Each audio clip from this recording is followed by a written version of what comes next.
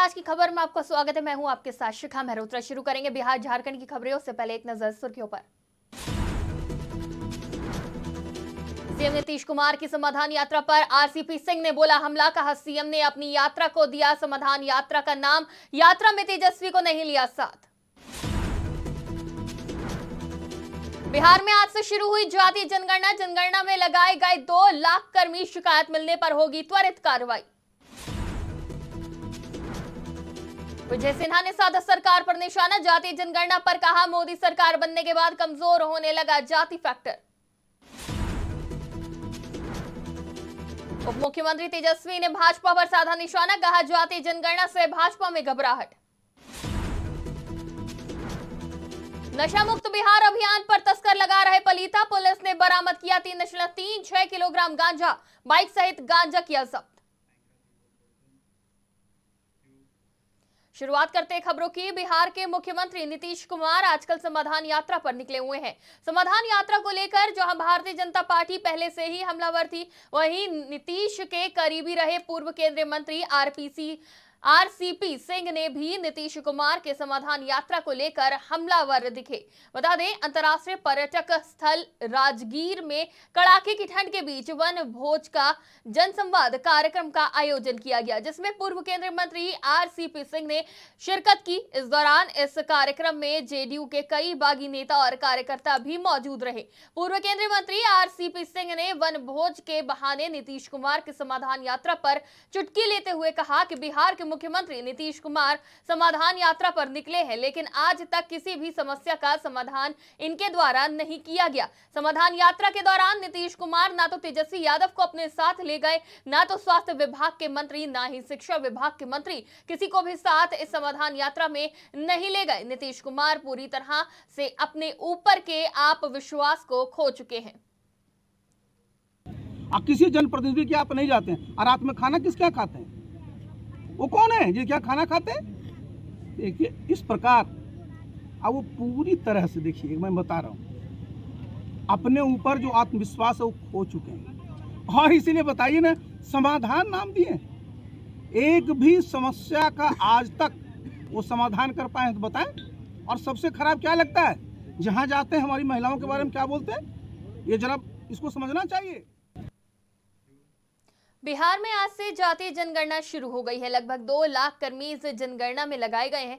150 घरों पर एक जनगणना अधिकारी के साथ प्रखंड स्तर से लेकर शहरी क्षेत्र तक पूरी व्यवस्था कर दी गई है। इस मामले में पटना के जिलाधिकारी ने कहा कि कहीं भी कोई शिकायत मिलने पर उसकी त्वरित कार्रवाई होगी और इस पूरे गणना को कराने के लिए सारी नियमावली बना ली गई है। पटना के जिलाधिकारी ने कहा कि अंचला अधिकारी से लेकर सिविल एसडीओ और जिलाधिकारी तक को पूरे निर्देश दे दिए गए हैं और उसी तहत कार्रवाई की जा रही है ताकि बेहतर तरीके से जनगणना कराई जा सके। अगर कहीं कोई किसी प्रकार की शिकायत होती है या कोई विधि व्यवस्था की समस्या होती है तो सभी प्रखंड में प्रखंड विकास पदाधिकारी, संबंधित थाना प्रभारी रिस्पॉन्सिबल हैं। अनुमंडल स्तर पर अनुमंडल पदाधिकारी, अनुमंडल पुलिस पदाधिकारी हैं जो इसको देखेंगे। नगर क्षेत्र में हमारे जो संबंधित अनुमंडल पदाधिकारी हैं और नगर कार्यपालक पदाधिकारी हैं, ये लोग देखेंगे और उसका समाधान करेंगे और इसको हम लोग बहुत ही अच्छे से और लोगों को कन्विंस करके।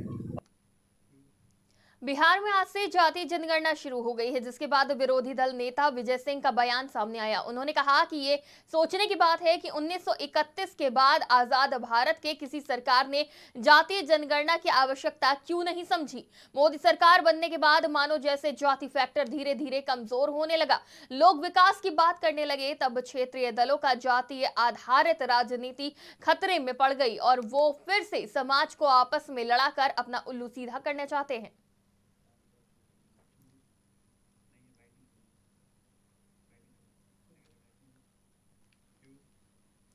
तेजस्वी मानते हैं कि सूबे के लिए जातिगत जनगणना बहुत ही जरूरी विषय है। इससे सभी वर्गों की जनता को लाभ के मद में सरकार को बजटीय प्रावधान करने में सहूलियत होगी। आपको बता दें कि उप मुख्यमंत्री तेजस्वी यादव ने आज भाजपा पर जमकर निशाना साधा। जातिगत जनगणना को लेकर वो भाजपा पर बरसते हुए नजर आए।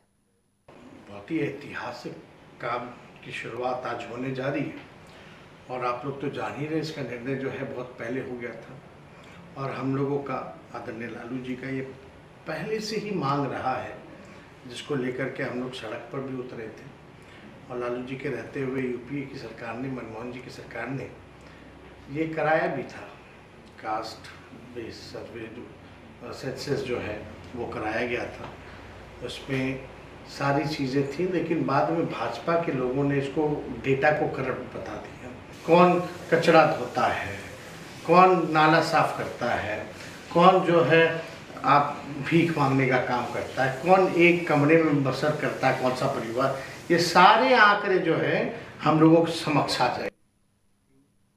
बिहार को नशा मुक्त करने का मुख्यमंत्री नीतीश कुमार का अभियान असफल होता नजर आ रहा है। मामला बगहा के रामनगर का है, जहां पुलिस ने नरैनापुर मोहल्ले से एक कारोबारी के यहां से 3.36 किलोग्राम गांजा बरामद किया है। पुलिस को देखकर गांजा कारोबारी बाइक से भाग निकला। हालांकि पुलिस ने उसे पकड़ने की कोशिश की, लेकिन आरोपी अपनी बाइक छोड़कर भाग निकला। पुलिस ने बाइक सहित गांजा जब्त कर आरोपी के खिलाफ एफआईआर दर्ज कर ली है। 336 ग्राम गांजा है, जिसमें 7 वो पुड़िया है और रेस्ट खुला हुआ है। एक कॉम्पैक्ट मशीन है जिससे वज़न किया जाता है, और एक मोटरसाइकिल है टीवीएस रेडॉन। हाँ, टीवीएस रेडॉन। गांव का संतोष जायसवाल उर्फ मिठू है, जो गांजा का कारोबार करता है। तत्काल संतोष जायसवाल पर ही एफआईआर दर्ज हुआ है, लेकिन अन्य लोग भी यदि उसमें संलिप्त होंगे तो उन पर। राजधानी रांची में आज मुख्यमंत्री आवास में महाधिवक्ता के नेतृत्व में अधिवक्ताओं के साथ सीएम की बैठक हुई। बैठक में अधिवक्ता कल्याण जुड़े मुद्दों पर चर्चा हुई। आपको बता दें कि कोर्ट की फीस वृद्धि को लेकर अधिवक्ता नाराज हैं और सड़क पर उतरकर विरोध कर रहे हैं। बार काउंसिल के अधिवक्ताओं ने आज दूसरे दिन भी कार्य बहिष्कार किया और अल्बर्ट एक्का चौक पर पैदल मार्च कर कोर्ट फीस वृद्धि का विरोध किया। नाराज अधिवक्ताओं ने मांग की है कि एडवोकेट प्रोटेक्शन एक्ट के तहत 7 पुरानी कोर्ट फीस लागू करने की मांग की। साथ ही साथ अधिवक्ताओं के किए जमीन मुहैया कराई जाए और साथ ही अधिवक्ताओं को मूलभूत सुविधाएं मुहैया कराने की भी मांग की। अमेंडमेंट करके कोर्ट फी में इन्हांसमेंट किया गया और पुनः उसमें संशोधन करके जो आंख में धूल झोंकने का काम किया है, उसका हम लोग विरोध कर रहे हैं। सरकार से मांग कर रहे हैं कि पुरानी कोर्ट फी जो पहले लागू थी उसी को पुनः लागू किया जाए। एडवोकेट प्रोटेक्शन एक्ट लागू किया जाए, हमारे लिए जमीन उपलब्ध कराया जाए, हमारे लिए जो इलाज का है उसका प्रोविजन जो आयुष्मान भारत है उसके साथ जोड़ा जाए। हम लोगों के लिए जो और प्रिविलेज है, जो मूलभूत सुविधाएं होती है अधिवक्ताओं के लिए, जो सभी को दी जाती है, वो अधिवक्ताओं को मिले। महिलाओं के लिए शौचालय नहीं है। बिहार के मुजफ्फरपुर में कोर्ट ने जुलाई 2017 के एक मामले में तत्कालीन एसडीओ सुनील कुमार, तत्कालीन नगर डीएसपी आशीष आनंद और तत्कालीन नगर थानेदार केपी सिंह के खिलाफ नॉन बेलेबल वारंट जारी कर दिया है। आपको बता दें कि सिविल कोर्ट के स्टाफ सैयद इकबाल अली ने परिवाद दायर कराया था, जिसमें कहा था कि कमरा मोहल्ला इलाके में मौलाना काजिम शबीब अपने समर्थकों के साथ वक्फ की जमीन को लेकर दुकानों को बंद करने की कोशिश कर रहे थे, लेकिन पुलिस ने उन्हें ऐसा करने से रोक दिया था। परिवादी का कहना था कि पुलिस कर्मियों ने मौलाना, उनकी पत्नी और बच्चों और समर्थकों सहित उनके परिवार के सदस्यों की पिटाई की। 2017 से अब तक 5 वर्ष से अधिक होने के बावजूद अभी तक आरोपी न्यायालय में प्रस्तुत नहीं हो रहे थे, जिसे लेकर ये गैर जमानती वारंट निर्गत किया गया है। मामला पूर्व में का मामला है कि ये सैयद इकबाल अली हैं।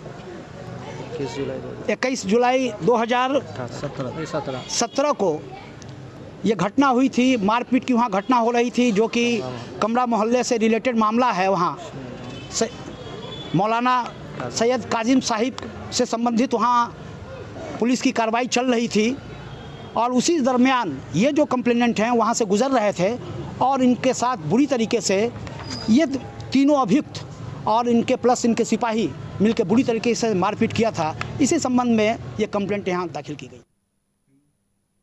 2017 से अब तक 5 वर्ष से अधिक होने के बाद भी इस मामले में कोई कार्रवाई नहीं की गई है, जिसके बाद अब ये वारंट जारी किया गया है। अब रुक करते हैं अगली खबर की तरफ। खबर बिहार से है, जहां बिहार में आज से जातीय जनगणना शुरू हो गई है, जिसके बाद विरोधी दल के नेता विजय सिंह का बयान सामने आया है। उन्होंने कहा, ये सोचने की बात है कि 1931 के बाद आजाद भारत के किसी सरकार ने जातीय जनगणना की आवश्यकता क्यों नहीं समझी। मोदी सरकार बनने के बाद मानो जैसे जाति फैक्टर धीरे धीरे कमजोर होने लगा, लोग विकास की बात करने लगे, तब क्षेत्रीय दलों का जातीय आधारित राजनीति खतरे में पड़ गई और वो फिर से समाज को आपस में लड़ाकर अपना उल्लू सीधा करना चाहते हैं।